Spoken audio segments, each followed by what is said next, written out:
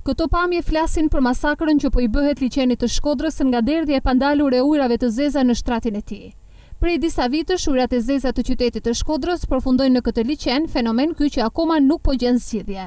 Këto janë pamje që të ofrohen në mes të ditës dhe askush nga institucionet përgjegjëse nuk e vë ujë në zjarr për rrezikun që paraqet kjo situatë. Përveç se erës së rëndë dhe rrezikut që sjellin papastërtitë përgjatë shëtitores së molës, ujrat e zeza që derdhen në lumin Buna duke u shpërndar më pas në liçen janë duke ndotur ndjeshëm atë ndotje kjo që lejon dëmtimin e resurseve peshkore, por në këtë periudhë ku temperaturat shënojnë maksimumin e tyre, mund të bëhen shkak edhe për përhapjen e ndonjë epidemie të mundshme.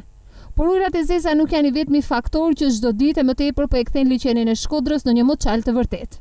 Pasi edhe hedhja e inerteve dhe mbeturinave të ndryshme apo ndërtimi i bypassit cilësohen nga ambientalistët si shkatërrimtarët e vërtetë të kësaj bukurie natyrore. Ndërkohë, edhe pse një zonë shumë e rëndësishme e zhvillimit të turizmit në të gjithë rajonin e Shkodrës, institucionet përgjegjëse nuk po marrin asnjë masë për të vendosur në funksion stacionin e pompave të përpunimit të ujrave të zeza me qëllim zgjidhjen përfundimtare të këtij problemi.